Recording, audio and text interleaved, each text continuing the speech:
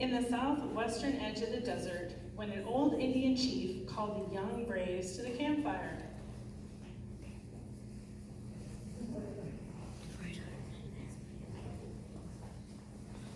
The chief told the young braves that in the morning they were going to try and cross the desert and climb to the top of the mountain. When they reached a point where they could not go any further, they were to stop and pick up a growing plant, leaf, or branch and bring it back to the village. The chief would be able to tell exactly how far each brave went by looking at what each brave brought back.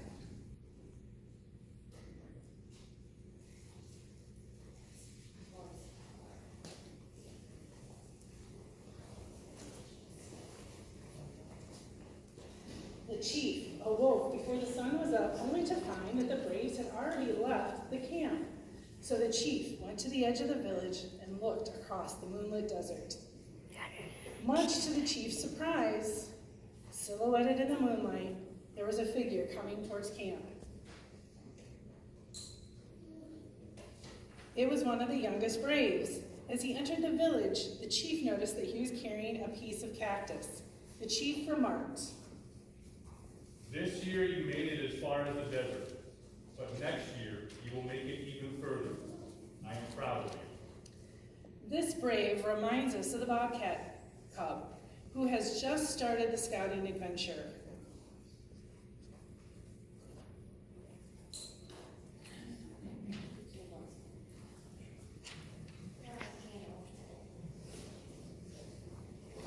There was still dew on the ground.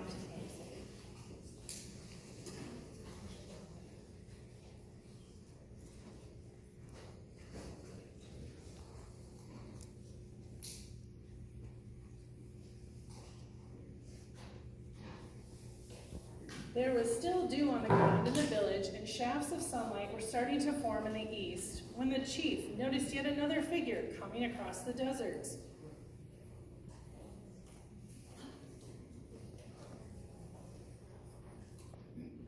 As the young brave entered the camp carrying a piece of sagebrush, the chief looked down at the young brave and said, "You have reached the base of the mountain. Next year you will go even further. I'm proud of you." This brave reminds us of the tiger cub, who with the help of his parents is moving along the scouting trail.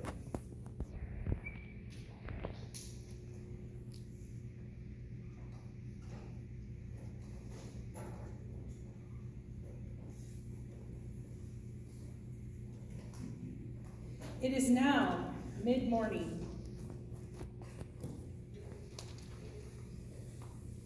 and the evening chill was replaced by heat normally found in the desert. Hawks were making lazy circles above the village looking for food. The chief waited patiently at the edge of the desert, his old eyes searching for another brave. Finally, another brave appeared. He came directly to the chief, carrying a cottonwood spray. The chief was pleased and said to the brave, "You have started the climb, but next year you will go even further.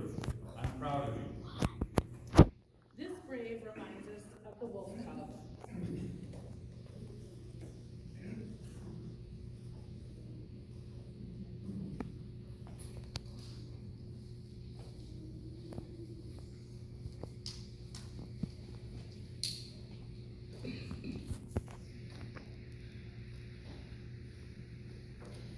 The sun was now light in the sky and heat was intense. The chief still stood at the edge of the desert. It was so hot that the desert looked like a great lake. The chief could see the fourth brave coming slowly across the desert. It looked like he was walking on water. This brave came to the old chief carrying a piece of cedar. The chief remarked, "You have reached the waterfall and the springs, but next year you will go even further. I'm proud of you." This brave reminds us of the bear cub.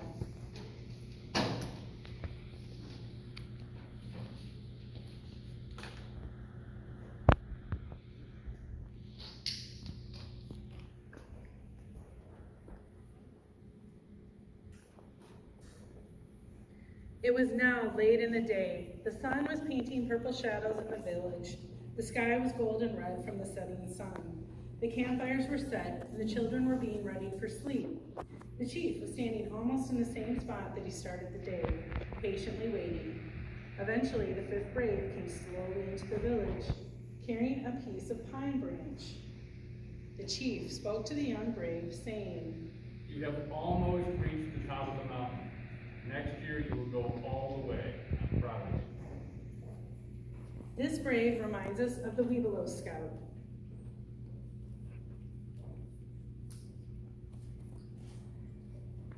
AOL's gonna get to the top.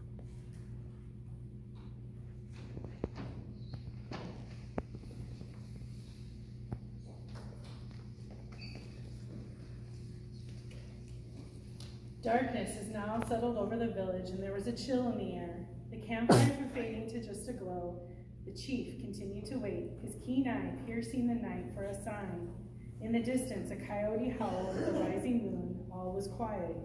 The chief was growing weary, yet he still waited. All at once, he straightened up and stared at one spot in the desert. What he saw was a figure half lit by moonlight running towards camp. It was the sixth brave. He was carrying nothing, but he was very excited. The chief walked out to meet him, saying, I'm very proud of you. You have climbed to the top of the mountain, where nothing grows. What did you see? Great chief, I saw great waters that never end and full mountains to climb.